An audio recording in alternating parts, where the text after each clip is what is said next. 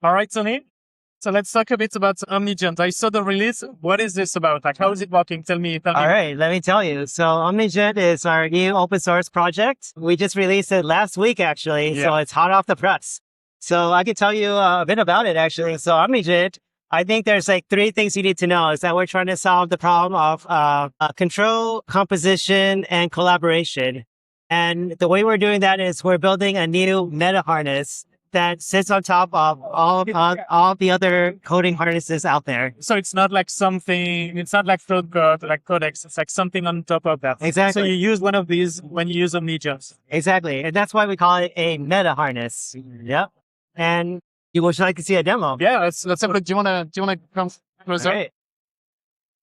So this is our documentation website, but let's jump over to the actual application. So over here, we have our application. And as you can see right over here, we have the ability to select any harness we want.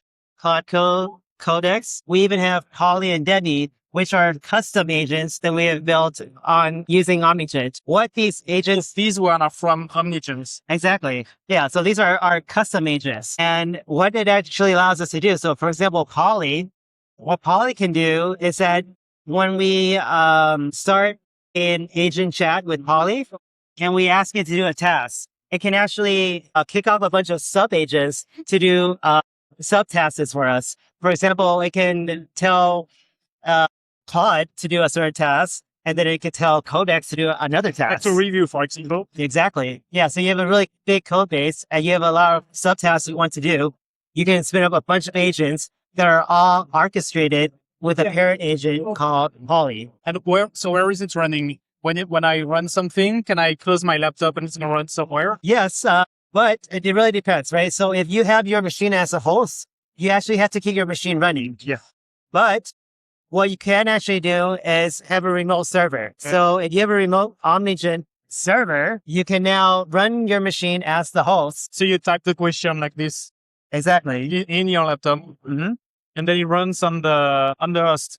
It actually runs on your machine. So your machine is the host. Okay. Right? And then now you have an Omnigent server. And what you can think of it as is kind of a sync server. So now let's say you connect from another machine. Yeah. It could be right here, or you can be across the world. Like in my mobile? Yes, your mobile.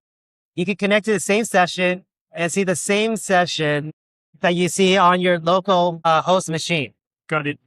Yep. Yeah. So that is the collaboration piece of it, right? So I think we are talking about collaboration already. Or so it means I can send you the conversation and you can log in from your laptop. Exactly. Okay, nice. So actually I'll show you real quick. Let's just say we have a conversation going, right? So I'm just going to pull up a conversation we had going when we built the Databricks app. On the top right here, you can click share. And this is where I can put in your email. Okay.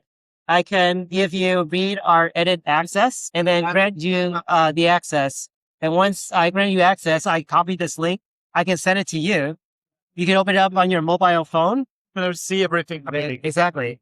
And not only can you see everything, if you have edit access, you have the ability to prompt the agent as well. So we're both in conversation with the same agent in the same window. So you see the agent working. Exactly. Just in real time.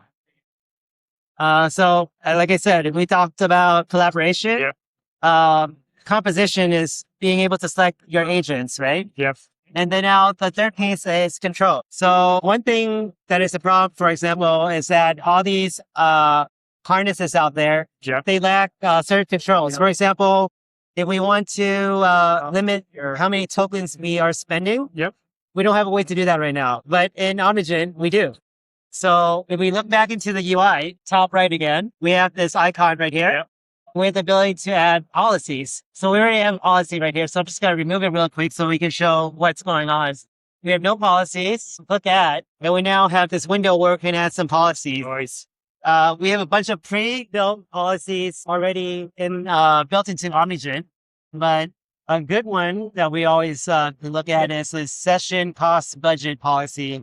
And this allows you to set a cost budget for your tokens. So let's just say, for example, we put in a $10 limit. Right now, we add the policy. The policy is now added to the session. So now, right now we're at just a $1.40 token cost. But let's say we keep promptly agent and we get to our $10 limit, the agent's going to stop. Stop and save. Exactly. And when it stops, we have the ability to configure it, right? You can tell it to stop using high cost agents. For example, Opus, maybe, yeah. And That's then nice. it will actually now fall back to using a lower cost model instead. For example, Haiku. Okay, that's nice. Yes. Well, and so it's all open source. You can check it online. You can check it online. It's 1%. Omnigent.ai. Omnigent. Sorry. Omnigent. Omnigent.ai. Omnigent. So go back your website right here. Yeah. 1% open source. You can try it out today. Yep. All right. In Lake Cow. Rise data seas, lake flow, streams the flow. Iceberg and Delta Lake, tables aglow. Unity catalog governs lake base, OLT base strong. Ginny text to SQL, mosaic, and KI prolongs. Use